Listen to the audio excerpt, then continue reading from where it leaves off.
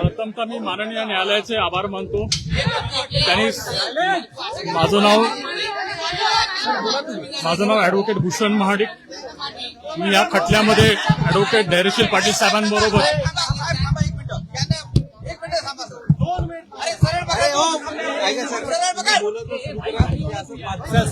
या खटल्यामध्ये सुरुवातीपासून ऍडव्होकेट धैर्यशील पाटील साहेबांबरोबर मी काम केलेलं आहे, पाहिलेलं आहे. आणि न्यायालयाने या निर्णयाने एक पूर्णतः या प्रत्येक या प्रश्नावरती उत्तर दिलेलं आहे की हे पूर्ण प्रकरण जे आहे ते तथाकथित आहे आणि खोटं घडवण्यात आलं आहे. त्यामुळे न्यायालयाने आज जो निकाल दिलेला आहे तो सर्व साक्ष पुराव्याच्या आधारे दिलेला आहे. तो सर्व गोष्टींचं संकलन करून दिलेला आहे.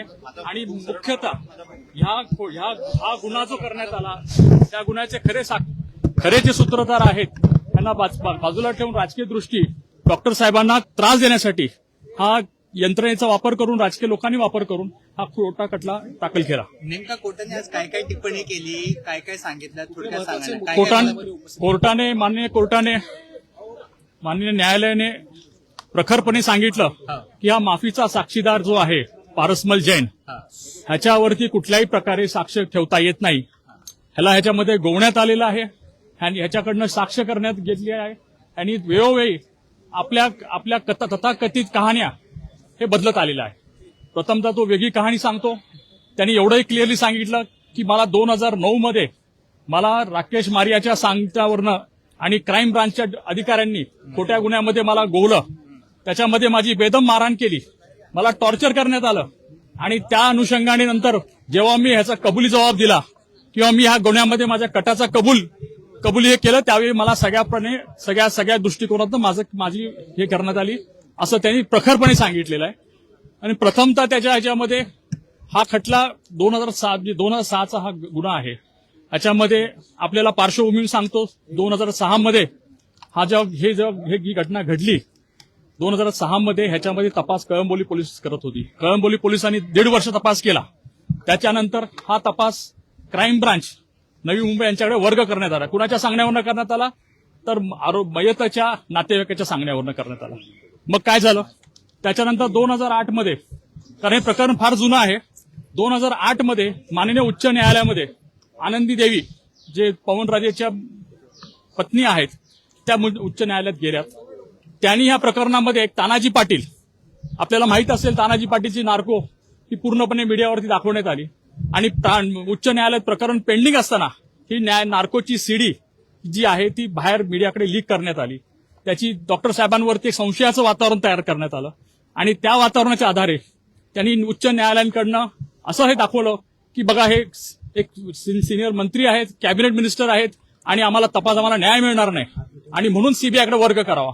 मग सीबीआयने काय केलं, ऑक्टोबर 2008 मध्ये माननीय उच्च न्यायालयाने सर्व कागद जे आहे ते सीबीआयकडे हँडओव्हर करा, हस्तांतरित करा म्हणून सांगितलं. सीबीआयने 2009 पर्यंत काही केलं नाही. पण त्याच्या आधी सीबीआयकडे ही केस म्हणजे 2008 मध्ये ऑर्डर झाल्यानंतर सुद्धा मे 2009 मध्ये ही कहाणी फेब्रुवारी 2009 मध्ये सुरू होते. आनंदीबाई पुन्हा कोर्टात जाते, माननीय उच्च न्यायालयात विनंती करते की ह्या प्रकरण अजून सीबीआय याच्यामध्ये करत नाहीये, कारण त्यांना तोपर्यंत कुठलाही पुरावा, कुठलाही सुराग, कुठलाही तथाकथित डॉक्टर साहेबांपर्यंत जोडता येत नव्हतं. मुख्यतः राकेश मारियाच्या क्राईम ब्रांचने जेव्हा राकेश मारिया जॉईंट सीपी होते आणि राकेश मारियांना साक्षीदार म्हणून तपासण्यात आलं तर राकेश मारियाने ह्या जैनला मी ओळखत नाही आणि जैनला फक्त त्यांनी एवढं सांगितलं की माझ्या अधिकाऱ्याने 3-4 गुन्ह्यामध्ये त्याचा ताबा घेतला. त्यामुळे 19 एप्रिल 2009 त्यांनी मला खुलासा माझ्या अधिकाऱ्यांनी सांगितलं की असं जैन हा व्यक्ती हा सांगतोय.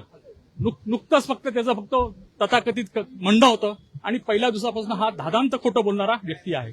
राकेश मारियाने 5 मे 2009 पत्र लिहिलं. Rakesh Maria joint CP crime होते तर त्यांनी कमिशनरला न कळवता, होम मिनिस्टरला न कळवता, मुख्यमंत्र्यांना न कळवता हे पत्र राकेश मारियाने डायरेक्टली सीबीआयला पत्र लिहिलं. त्याचा काही संबंध नसताना राकेश मारियाने का हस्तक्षेप केला त्याचं कारण समोर आली पाहिजे, त्याची चौकशी झाली पाहिजे. राकेश मारियाने हे पत्र सीबीआय दिलं आणि सांगितलं की आम्हाला ह्या गुन्ह्यामध्ये हा एक आरोपी सापडलेला आहे आणि आम्हाला ह्या आरोपीने हा कबुली जबाब दिलेला आहे. राकेश मारेची जर आपण साक्ष पाहिली कोर्टासमोर तर कुठल्याही प्रकारे स्टेशन डायरीला एंट्री नाही. छोटीची छोटी गोष्ट पोलीस यंत्रणेमध्ये स्टेशन डायरीला नोंद होते. स्टेशन डायरीला जर अशा प्रकारे एखाद्या गंभीर गुन्ह्याचं स्वरूप जर दिलं गेलं असेल तर ती स्टेशन डायरीला नोंद असायला पाहिजे होती. राकेश मारेने हे मान्य केलं की बाबा मी ती स्टेशन डायरी पाहिली नाही, कुठलेही कागद पाहिले नाही आणि ह्या जैन नावाच्या व्यक्तीला मी तुमच्याकडे हस्तांतरित करत आहे आणि तुम्ही लवकरात लवकर याचा ताबा घ्यावा. त्यावेळी जैन अर्थरोड जेलमध्ये होता. 5 मे 2009 हे पत्र गेल्यानंतर सीबीआयचे अधिकारी काही करत नाहीत.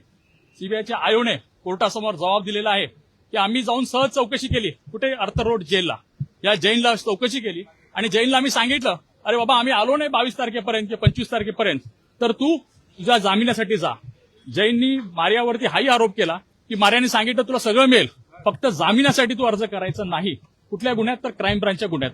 आणि कुठले गुन्हे होते ते पाकिटमारचे, चोरीचे, खोट्या वेपनचे असे काही गुन्हे त्यांनी दाखवले होते फक्त त्याचा ताबा ठेवण्यासाठी. आणि फेब्रुवारी 2009 पासून ह्याच्यावरती माननीय न्यायालयाने हे पूर्णपणे स्पष्टीकरण दिलेलं आहे की जैन जेव्हा म्हणतोय की 8 फेब्रुवारी 2009 पासून ते 25/2 पर्यंत माझा बेकायदेशीर ताबा ठेवण्यात आला, मला टॉर्चर करण्यात आलं, मला मारण्यात आलं, त्या अधिकाऱ्यांची नावं घेतो पण सीबीआयने एकाही अधिकाऱ्याच्या किंवा क्राईम ब्रांचच्या ह्या तपासाबद्दल कुठली चौकशी केली नाही. त्याच्याबद्दल प्रश्न उद्भवतात की का चौकशी करण्यात आली नाही, काय घाई होती त्यांना. आणि फक्त जैनला सीबीआयने 22-25 मेला म्हणजे 25 मेला कोर्टात त्यांनी अर्ज केला. सो 5 मे पासून 25 मे पर्यंत सीबीआय का थांबली, काय त्यांच्यासमोर हे होतं. 25 मेला कोर्टात पनवेलच्या कोर्टात ताबा घेतला आणि 27 मेला त्यांना ताबा मिळाला अर्थरोड जेलमधनं आणि मग त्याला 29 मेला न्यायालयासमोर नेलं.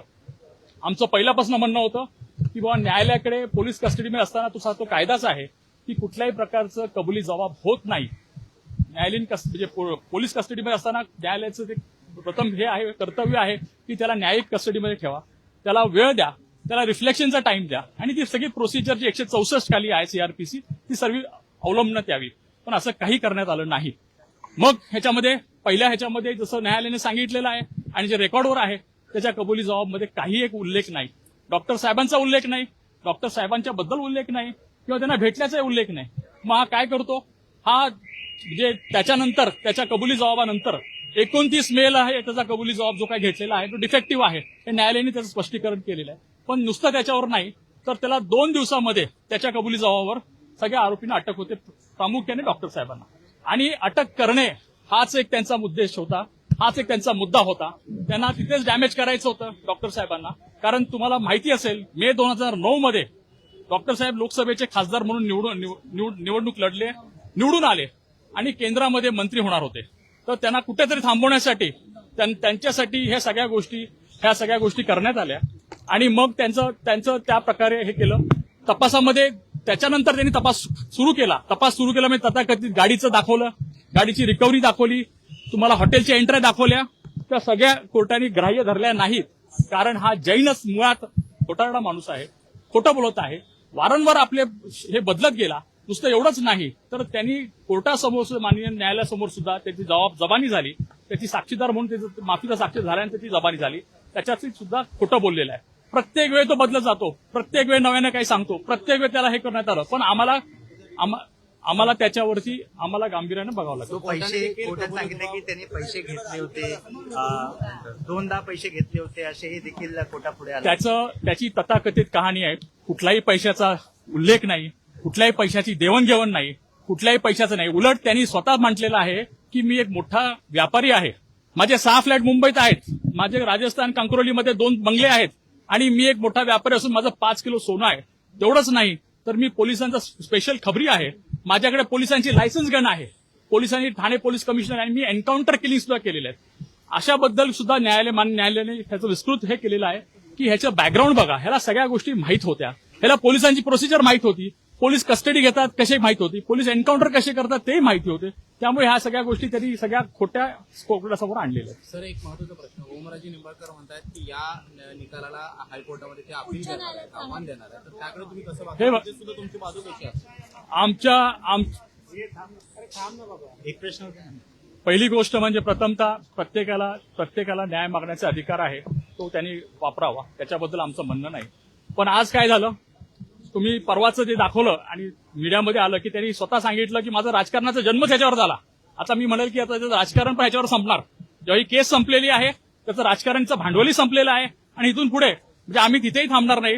तर ह्याच्यामध्ये खरे मारेकरी कोण होते, हा तपास कुठे डायव्हर्ट करण्यात आला, हा जैन नावाचा व्यक्ती कुठून आला, कुणाच्या सांगण्यावरनं आला, कशा पद्धतीचे पुरावे का कोर्टाच्या सांगण्यावर गोळा करण्यात आले, ह्याच्यामध्ये कुणाचा काय उद्देश होता आणि डॉक्टर साहेबांच्या बद्दल का डॉक्टर साहेबांना हे करण्यात आलं. कारण गेलं राजकारण तुम्ही पाहिलेलं आहे, हे सगळ्या इलेक्शनमध्ये हाच विषय, डॉक्टर साहेबांची बद्दल विषय करणं, हा गुन्ह्यासंदर्भातला विषय करणे आणि हा संदर्भ घेऊन प्रत्येक इलेक्शनमध्ये लोकांसमोर पुढे जाणं. थँक्यू.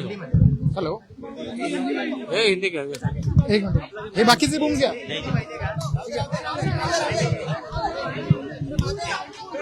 हे पकड जा, हे Hindi What you want to say about today's verdict? Hindi लेकिन इंग्लिश ले रहे नंबर लावा रे. एक मिनिट थांबा. ऐका ना.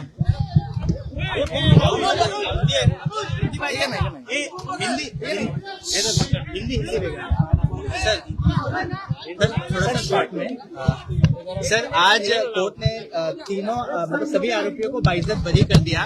क्या कुछ अहम बातें कोर्ट ने कही और जिसके आधार पर कोर्ट ने आरोपियों को बाइज्जत बरी कर दिया? देखिए, प्रथमतः माननीय न्यायालय का मैं शुक्रगुजार हूं कि टाइम लगा लेकिन हमको न्याय मिला, डॉक्टर साहब को न्याय मिला और हमारे पूरे परिवार को, डॉक्टर साहब के पूरे परिवार को न्याय मिला और बाकी आरोपी को भी न्याय मिला. ये केस जो है माननीय न्यायालय ने पूरी तरह से इसका विश्लेषण किया है, विस्तृत विश्लेषण किया है. ये पूरा जो केस है, एक माफी का साक्षीदार, एक अप्रूवर पारसमल जैन करके जो 313 तक 127 विटनेस होने तक वो आरोपी रहता है, वो खुद क्रॉस एग्जामिन करता है विटनेसेस को, वो खुद ये स्टैंड लेता है कि मैं निर्दोष हूं, मुझे इसमें फंसाया गया है, मुझे टॉर्चर करके मेरा कन्फेशन लिया गया है, मुझे क्राइम ब्रांच ने झूठे केसेस में फाइल करके सीबीआई को हैंडओवर किया है. इसके बारे में कोर्ट ने कहा है कि इसने सब जगह उसने 2 कन्फेशन दिए, कोर्ट के सामने उसने एप्लीकेशन किया, कोर्ट के सामने वो विटनेस बना और उसके बाद उसने जो भी कथित कहानी हर मुद्दे पे कोर्ट ने डिटेल में उसका विश्लेषण किया. इसके लिए मैं उनका आभारी हूं कि उन्होंने हर बात में दिखाया है कि हर बार वो बदलता गया, हर बार वो नया झूठ सब सामने लाता गया और वो झूठ का कोई आधार नहीं, वो झूठ का कोई बेसिस नहीं. और मुख्यतः सीबीआई ने इसके ऊपर ना कोई एविडेंस लाया है, ना उस झूठ को झुटलाया है, उन्होंने ना उसको झुटलाया है. और वो मतलब इसका मतलब ये होता है कि वो सारा जो बोल रहा है, 3-4 जो वाक्य एक ही जगह का बोल रहा है, वो सारे सब सच है. इसके लिए कोर्ट के सामने ये दुविधा थी कि भाई अगर ये सब सच बोल रहा है तो सब एक दूसरे के लिए कॉन्ट्राडिक्टरी है और सब एक दूसरे को डिमोलिश करते हैं. तो ऐसे आदमी के ऊपर, ऐसे अप्रूवर के ऊपर कैसे विश्वास किया जाए. और अप्रूवर का जो लॉ है उसके बारे में विस्तृत में कोर्ट ने हम बताया और हमने उस कोर्ट के सामने दलीलें रखी थी कि अप्रूवर खाली अप्रूवर का जवाब पे ये नहीं हो सकता, अप्रूवर के जवाब पे खाली कन्विक्शन नहीं लग सकता, अप्रूवर को बिलीव नहीं किया जा सकता. उसके लिए चेन ऑफ सर्कमस्टेंसेस, इतर बाकी का एविडेंस क्या है, उसमें क्या सत्यता है, उसमें रियल क्या ट्रूथ है, और वो अगर वो कोरैबोरेट करता है तो ही वो एविडेंस माना जाता है. हमारे ऐसे कायदे में दिखाया गया है. राकेश मारिया को लेकर क्या कुछ टिप्पणी की उन्होंने, क्या कैसे? मैं राकेश मारिया के एविडेंस के बारे में बताऊंगा. हालांकि जैन ने खुद बताया है, जैन ने कोर्ट में इसके सामने बताया है, जैन ने कोर्ट के सामने मैजिस्ट्रेट के सामने बताया कि मुझे टॉर्चर किया गया. मुझे राकेश मारिया की टीम ने जब वो ज्वाइंट सीपी क्राइम थे, उन्होंने वो उसके 3-4 टीम ने उसका कस्टडी रखने के लिए 8 फरवरी से लेकर 25 फरवरी तक उसका इलीगल कस्टडी रखा. 25 फरवरी पर उसके ऊपर पहली केस हुई और उसको मई 2009 तक उसके पास 4 केसेस दाखिल किया. क्यों? कि ये जैन हमारे हाथ से छूटना नहीं चाहिए था, ऐसा उनका ये स्टैंड था, उनका स्ट्रेटेजी था. और ये जैन को पका के उसको रेडीमेड तैयार करके सीबीआई को हैंडओवर करना था, यही उनका उद्देश्य था. साथ ही साथ अभी ओमराजे निंबाळकर जी ने भी कहा था कि उनको जस्टिस की मांग है, अभी वो हाई कोर्ट में जाने की भी तैयारी कर रहे हैं. देखिए, हर एक इनको कोर्ट में जाने के लिए या ऊपर कोर्ट में जाने के लिए उनका अधिकार है, उनका मौलिक अधिकार है, उनको करने दीजिए. पर अभी वो उनका जो भी है ये सब झूठ, आज तक का झूठ, 17 साल का झूठ, 20 साल नहीं हुए ये खटले को, 2009 से चालू हुआ है, आज 2026 है, 17 साल से ये खटला चल रहा है. और ये खटले में 3-3.5 साल तो ओमराजे के परिवार ने कोर्ट में एप्लीकेशंस करके ये मामला स्टे करवाया. इधर तक नहीं, वो सुप्रीम कोर्ट में जाके बोले कि ये खटले को यूपी और बिहार में चलाओ, और बाद में 1-1.5 साल के बाद बोलते कि अभी वो बॉम्बे में चलाओ.